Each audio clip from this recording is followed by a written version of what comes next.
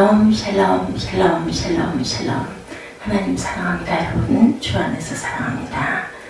오늘 열왕기상 7장 말씀이죠. 1절에서 12절까지 우리 함께 교독했습니다.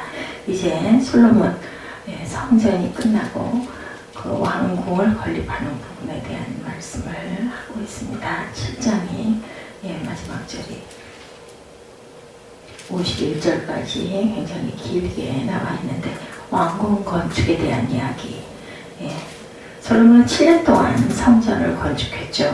6장까지 이렇게 나와 있습니다. 그리고 이제는 성전 건축에 이어서 13년 동안 왕궁 건축을 합니다. 그 기간이 2배 걸린 것, 그것은 솔로몬이 그 성전에 더 정성을 들여야 했는데 왕궁에만 더 특별한 정성을 들였다. 신앙이 약해져서 그렇다 이런 말을 읽기도 하지만 왕궁의 크기가 성전의 크기보다 2배 정도 컸기 때문이지 않을까. 길이가 53m, 너비가 25m, 높이가 15m. 왕궁의 건축 재료는 성전을 지을 때처럼 시돈에서 수입한 백향목으로 만들었습니다. 다만 성전처럼 금으로 도금하지는 않았죠. 솔로몬은 왕궁의 특징 중에 하나는 백성들이 여러 가지 어려운 일들 재판할 수 있는 그러한 재판장을 만들었다는 것이 특징입니다.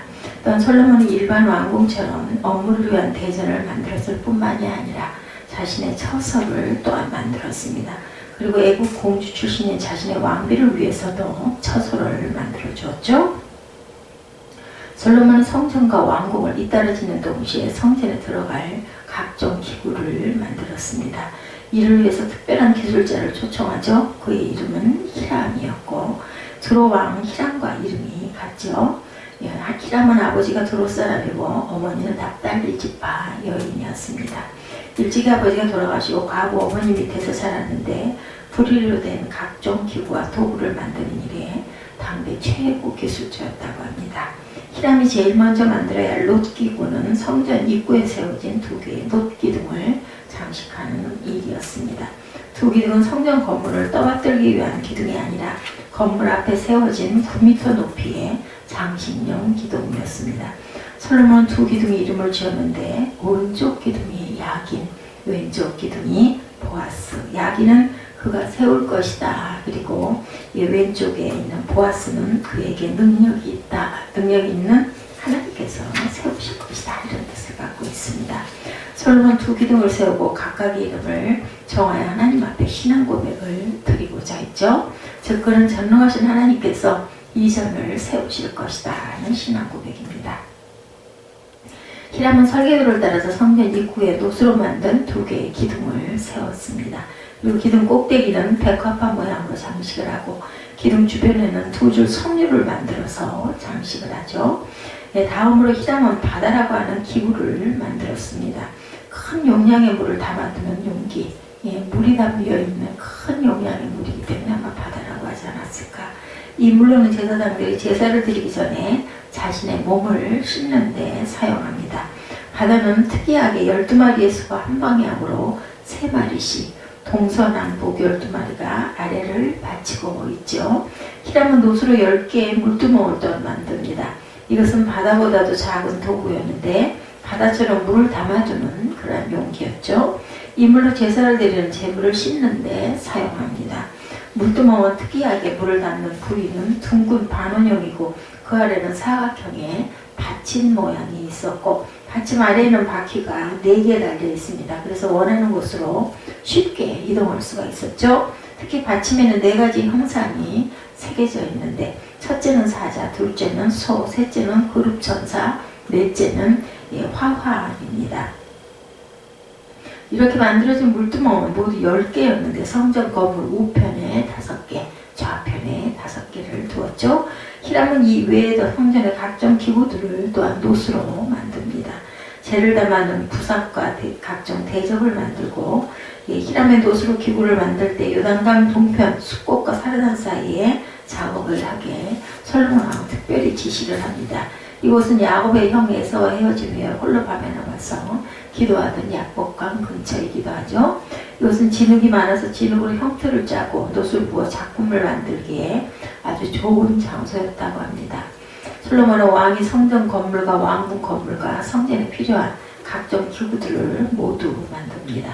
그리고 아버지 다윗이 하나님께 드리는 헌물, 즉 금과 은과 각종 기구들을 가져다 성전 곳간에 보관을 합니다. 이렇게 해서 성전과 왕궁 건축이 완료가 되죠.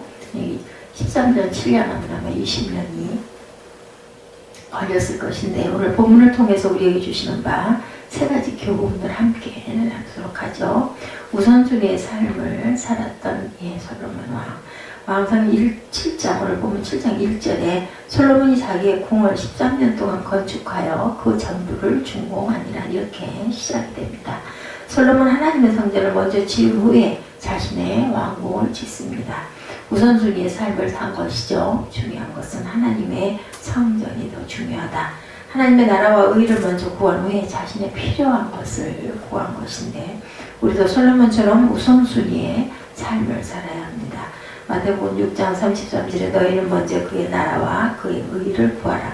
그리하면 이 모든 것을 너희에게 더하시리라. 평소의 삶에서 주일이 교회에 나와 예배드리는 것은 우선순위의 삶의 출발입니다. 왜냐하면 한 주의 시작이 주일이었기 때문이고, 그리고 하루를 시작할 때 아침에 일어나 성경을 읽고 기도하는 시간을 갖는 것은 우선순위의 삶이고, 우리의 소득에서 11조를 드리는 것도 우선순위의 삶의 중요한 실천입니다. 그래서 할 수만 있다면 소득이 생기면 먼저 11조를 떼어놓는 그러한 습관을 가져야 되겠죠. 월급을 타면 먼저 11조를 구분해서 헌금을 준비하는 습관이 필요합니다. 어떤 일을 시작하려고 할 때 먼저 하나님께 기도하고 하나님에게 뜻을 구한 후에 하나님의 인도를 받으며 사는 것이 우선순위의 삶의 실천이다. 솔로몬은 집권 초기 우선순위의 삶의 모범을 보입니다. 왕이 되자마자 1,000번제를 드려서 하나님께 지혜를 구한 일이 그렇고, 왕궁을 짓기 전에 성전을 먼저 지은 일도 그렇습니다. 그런 점은 솔로몬에게 우리가 배워야 되겠죠. 범사의 야훼를 의뢰하고 우선순위의 삶을 살아가는 저와 여러분이 되시기 바랍니다. 그리하면 하나님이 모든 것들을 더해 주실 줄로 믿습니다. 또 솔로몬 왕이 사람을 보내어 히람을 두로에 데려오니 하고 있습니다. 그런 납달리 지파 과부의 아들, 그의 아버지는 두로 사람이 노스의 대장자니라. 이 히람은 모든 일의 지혜와 총명과 재능을 구비한 자이더니 솔로몬 왕이 와서 그 모든 공사를 하니라. 이 특이한 배경을 가진 그러한 그 사람, 히람이죠. 그런데 아버지가 일찍 돌아가시고 히람은 어머니와 함께 두로에서 살고 있었죠. 그런데 그런 두로에서 금속 공예가로 크게 명성을 떨치고 있었죠. 어쩌면 아버지의 직업이 금속 공예가였을 수도 있겠어요.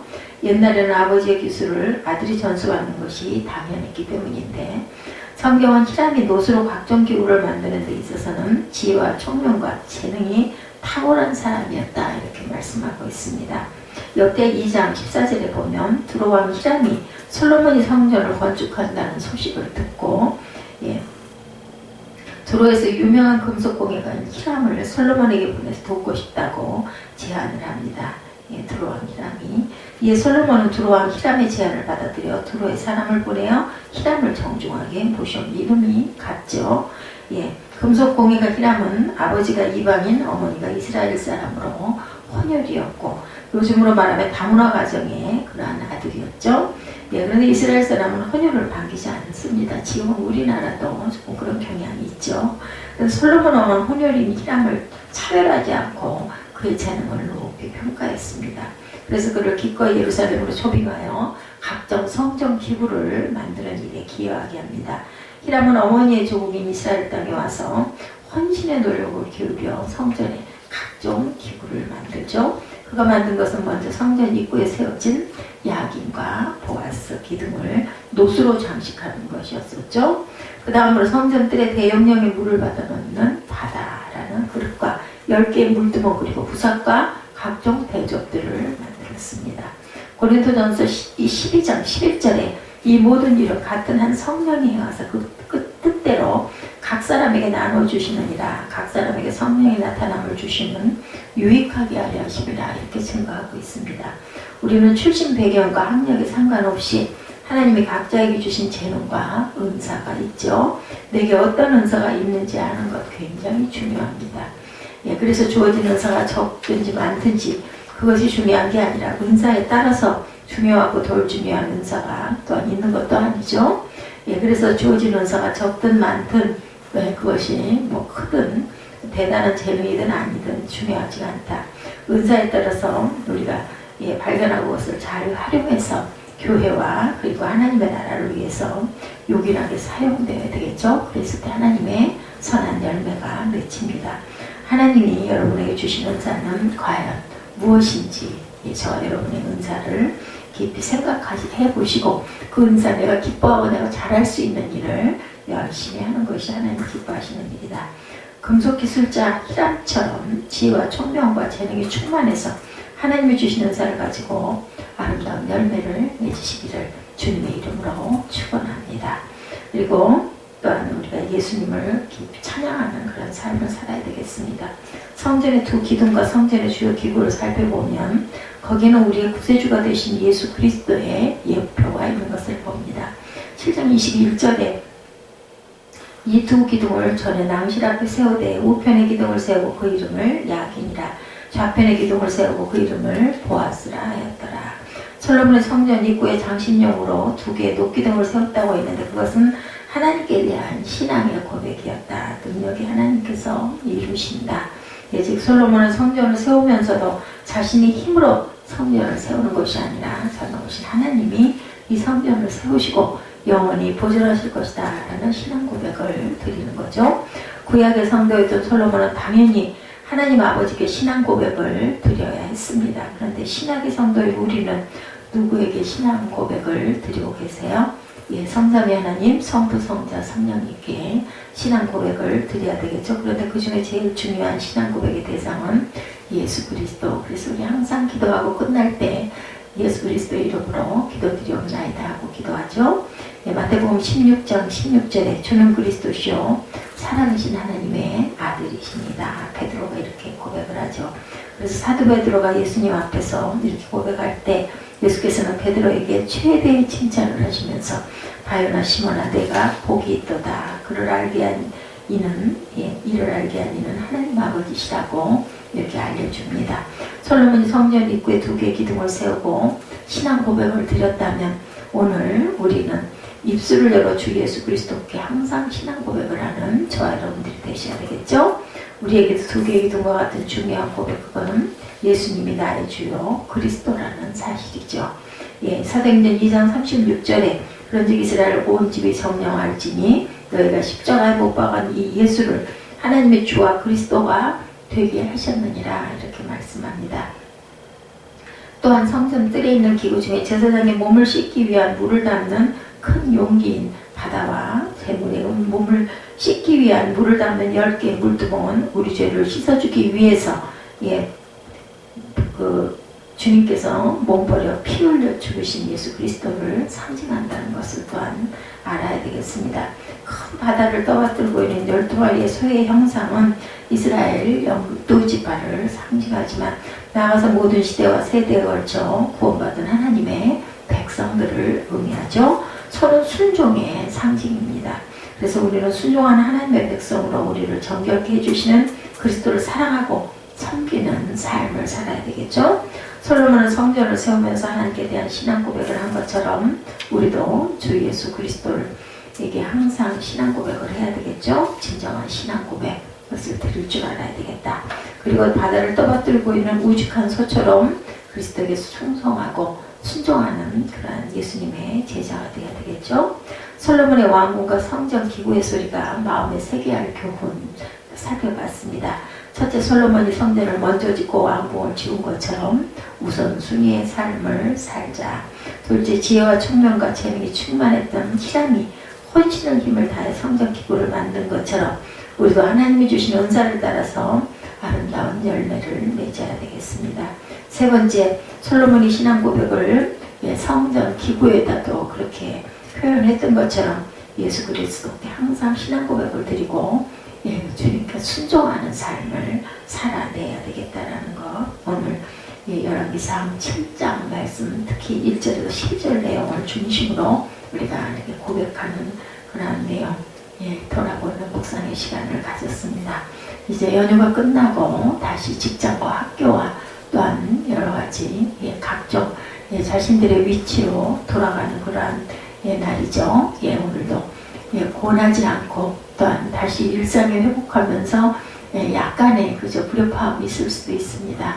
왜냐하면 규칙이 잠깐 깨졌었죠. 다시 돌아가서 일상에 힘차게 복귀하시고 오히려 더 큰 능률이 이루어지는 귀한 하루의 시작이 되기를 주님의 이름으로 축복합니다. 기도하시겠습니다.